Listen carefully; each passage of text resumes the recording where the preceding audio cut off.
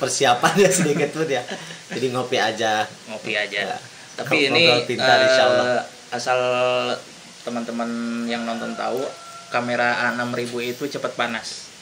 Jadi ngerekam 15 menit atau 20 menit itu udah panas. Mungkin dari pihak Sony pengen endorse kamera yang bagus. Iya. Insya Allah. Saya rela dah jadi khotib Jumat di kantor, nggak apa-apa, nggak dibayar. Sony ya. Sony.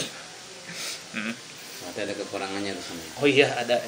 Baik Gus, yang lain Gus. Kebetulan kan Gus itu banyak ya. Iya. Ini pernah ngaji di Cikole. Saksi nikah itu kan harus yang apa ya? Harus yang warok. Nggak boleh pasik gitu. Nggak boleh. Ini ada ada teks mengatakan termasuk salah satu persyaratan saksi nikah itu nggak boleh melepas peci. Nah, iya. Pernah memang ini viral juga di masyarakat. Katanya emang saya juga sering lihat amil nikah itu ya Kak, nikah KUA. Saksinya pakai peci, kalau nggak pakai peci pasik. Saya bingung. Sekarang ada nggak sih orang waro nggak pasik gitu? Sedangkan kita handphone media gitu, saya buka Instagram aja suka muncul foto-foto yang.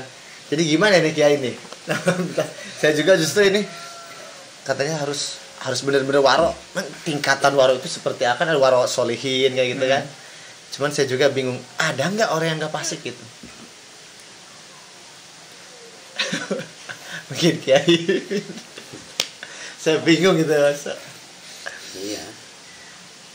Kalau secara itu kan sebenarnya hukum adab itu mengatur pada fikih. Kalau fikih itu mengatur begini, selama ada syarat dan rukun terkumpul ya sudah sah. Makanya di fikih itu ada misalkan jual beli sah tapi haram kan gitu. Sah tapi haram. Kenapa dikatakan sah? Karena terkumpul syarat dan rukunnya. Kenapa dikatakan haram? Karena caranya nanti ya seperti apa? Kita beli hasil pertanian sebelum sampai ke pasar gitu kan. Ini mungkin konteksnya dulu ya. Kalau sekarang kan bisa tahu harga lewat handphone. Konteksnya dulu. Di stop di jalan. Berapa itu? Udah kesini 2 juta. Nah itu sebenarnya sah. Karena ada barangnya, ada penjualnya, ada pembelinya. Ada ijab qabul gitu kan. Itu sah. Kenapa haram? Karena nantinya bisa menimbulkan sengketa. Ternyata harga di pasaran 4 juta. Wah, saya lepas 2 juta tadi. Nah, itu maksudnya. Kan begitu. Banyak itu di Sulaiman Taufik banyak. Seperti itu. Enggak tapi haram. Jadi kalau gitu penjualnya yang rugi ya? Iya, penjualnya menjadi rugi dia. Oh, ternyata di pasar. Jadi jangan ada jual beli sebelum tahu harga pasar. Makanya Kanjeng Nabi suka ada istilah inspeksi mendadak ke pasar seperti itu. Untuk mengecek harga-harga. Ya, makanya kita kembali ke konteks pernikahan, ya sudah sah.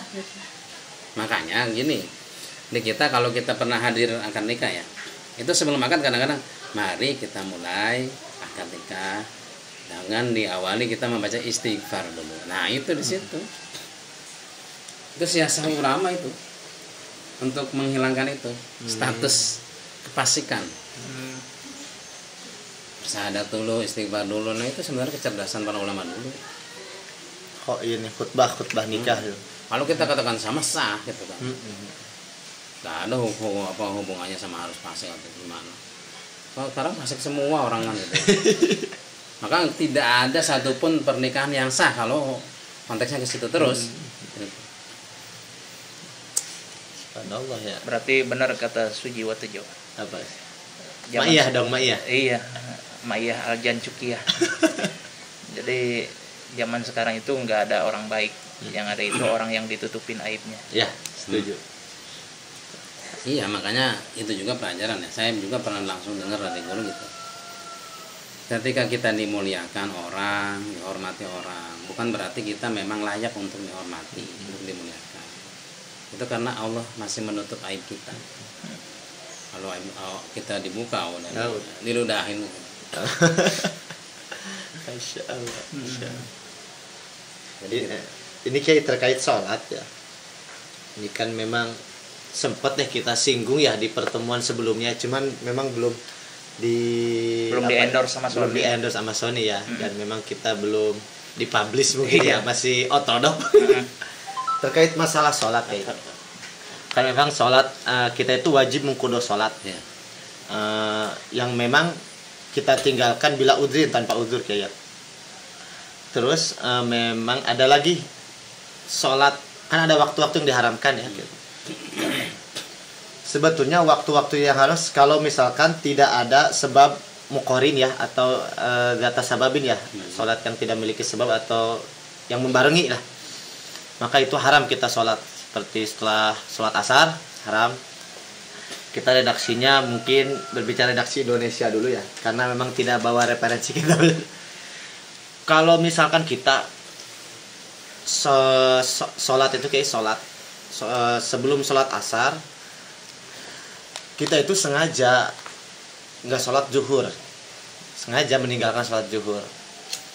Tiba-tiba sebelum sholat asar kita sholat qobliyah asar. Nah, itu boleh tidak kita sholat qobliyah asar, sedangkan kita punya qodoan tadi zuhur yang kita tinggalkan bila udhrin, tanpa uzur.